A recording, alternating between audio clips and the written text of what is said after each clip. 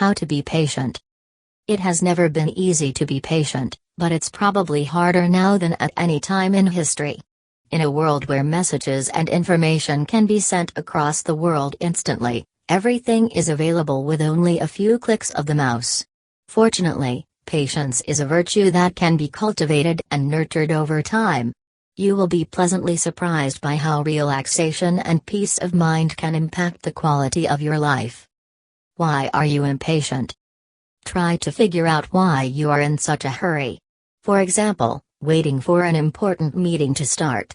We tend to lose our patience when we're multitasking or when we're on a tight schedule, expecting the day to pass within only a few short minutes of busyness and chaos.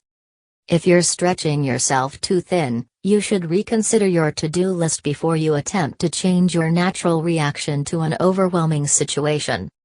Try to spread out your tasks so that you're doing only one thing at a time, without leaving yourself twiddling your thumbs in eagerness of something to busy yourself with.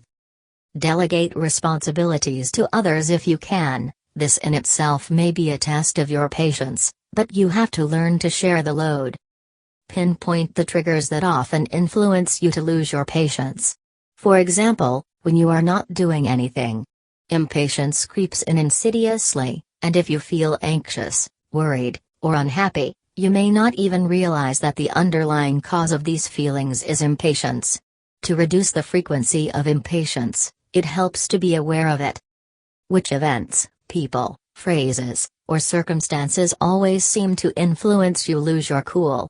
Sit down and make a list of all the things which cause you anxiety, tension, or frustration. At the core of most triggers is a reality that we have a hard time accepting. What are those realities for you? Look for patterns. Being aware of your impatience also gives you a chance to learn from it and perhaps uncover a relationship or circumstance that is simply not healthy or constructive, and that you may have the power to change. Figure that out, and you can then think logically about the problem issue and decide whether or not your impatience is warranted or helpful. It usually isn't, but when it is, you can then figure out ways to fix the root problem rather than simply feeling stressed about it. Writing it down. Keep a journal. For 1 to 2 weeks, whenever you get that rushed feeling and the sense of impatience, write down whatever it is that feeling is associated with. Example, July 1st, astronomy class. Make sure that you take notes consistently and consecutively each time the feeling occurs. You will notice that you are more aware of, and subsequently more prepared for, the feeling of impatience. You will also be able to observe the sense of impatience objectively and which events give rise to it. You may come to the conclusion that circumstances surrounding the feeling are not causing you angst, the feeling itself is. In these ways, you will be able to better control impatience when it besets you. Overcoming impatience. Overcome bouts of impatience. In the long run, developing patience requires a change in your attitude about life, but you can immediately make progress by learning to relax whenever you feel impatient. Take a few deep breaths and just try to clear your mind. Concentrate on breathing and you'll be able to get your bearings. Let go if you can't do anything about the impatience trigger. If there isn't anything that you can do to resolve whatever has triggered your impatience, just let it go. Easier said than done, yes, but it's possible, and it's the only healthy thing to do.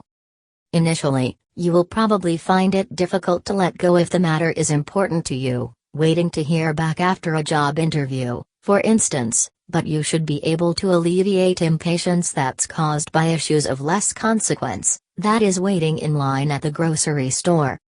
If you make a concerted effort to be more patient in relatively inconsequential, short-term situations, you'll gradually develop the strength to remain patient in even the most trying and enduring situations.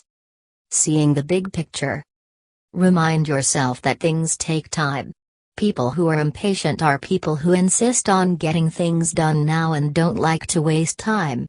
However, some things just can't be rushed.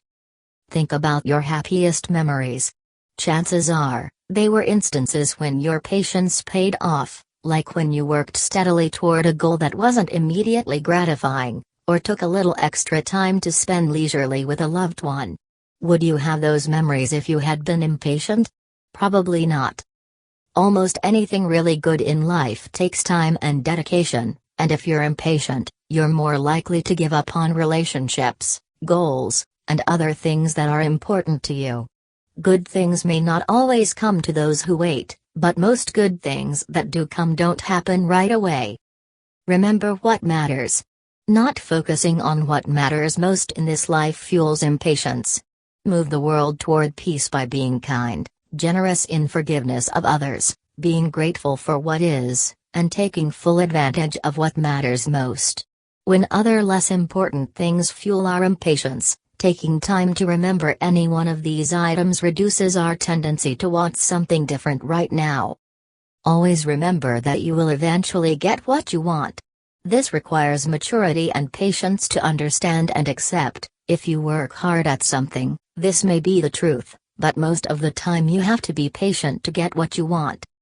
For others, this may come as easy, but the only thing that matters is that you know how to occupy yourself, even in the dead of times.